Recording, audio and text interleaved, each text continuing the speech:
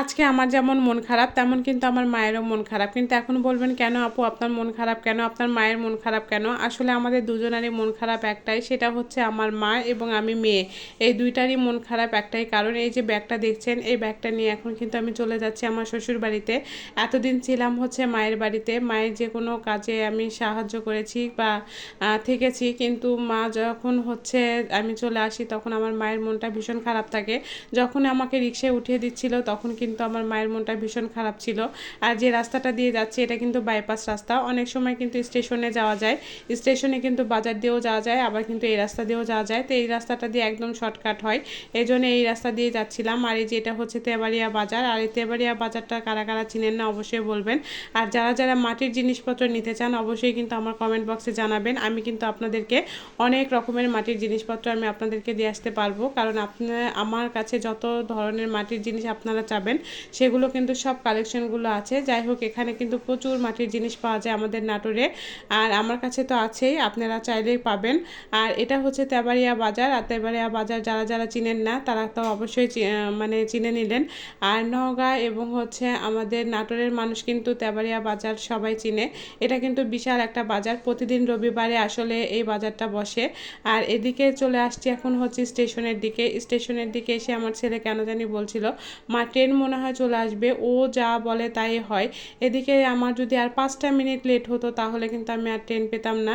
কারণ আজকে আমি অনেক কাজ করেছি বলতে গেলে, আজকে বাজার থেকে এসে আমি একদমই বোরকা খুলি নাই, না খুলে কিন্তু অমনি ছেলেকে নিয়ে দুপুরে খাবার না খেয়ে কিন্তু ওই ব্যাগ নিয়ে একবারে বের হয়ে চলে আসছি। এই জন্য আসলে আমার মায়ের মনটা ভীষণ খারাপ যে আমি না খেয়ে কিন্তু বের হয়ে চলে আসলাম। তো এদিকে কিন্তু হচ্ছে একদম খারাপ দুপুরবেলা, বা প্রায় এখন বাজে প্রায় 2:30টার মতো। আর এসেই হচ্ছে দেখি যে ট্রেনের একটা শব্দ পাওয়া যাচ্ছে। তো আমি রিক্সা থেকে নামতে নামতে দেখি ট্রেনটা চলে আসছে।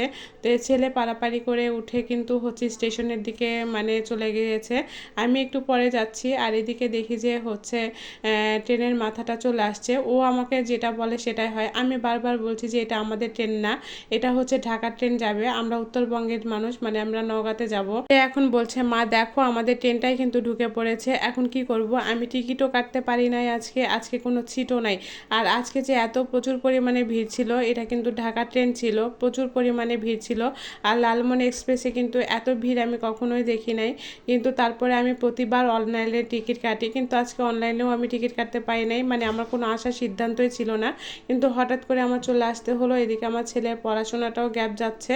তো চিন্তা করলাম যে আজকে সময় আছে আজকেই চলে যাই। এই যে এটা দেখছেন এটা হচ্ছে নাটোর বর্ডার।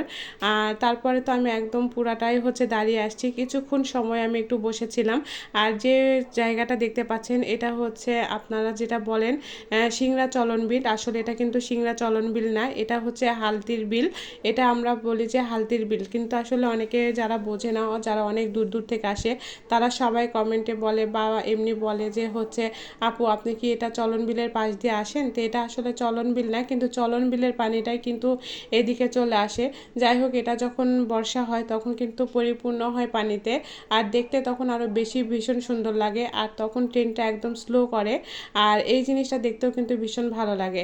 আর ট্রেনের মধ্যে দেখেন একে তো দাঁড়িয়ে আছি, তার মধ্যে গরম, আর একের পর এক তো মানুষ যেতেই আছে, কিন্তু আসলে কারো যে বিবেক আছে আমি এটা বুঝলাম না। মানে আমার পাশে কিন্তু একটা ছেলে বসেছিল, আমার হাজব্যান্ড হলে হয়তো বা আমি দেখেছি যে যাকে ও কিন্তু নিজের জায়গা ছেড়ে দিয়ে অন্যজনকে, একটা মেয়ে মানুষকে বসতে দেয়, কিন্তু দেখেন এই কিন্তু একদমই তা না। আমি যে দাঁড়িয়ে আছি তার কিন্তু একদমই মনে হচ্ছে না যে একটা মেয়ে মানুষ দাঁড়িয়ে আছে। তো যাই হোক, আমার 1 ঘন্টার রাস্তা, তেমন একটা সময় লাগেনি, কিন্তু এই প্রথম আমি এতটা কষ্ট করে হচ্ছে আমি না সান্তাহারে আসলাম।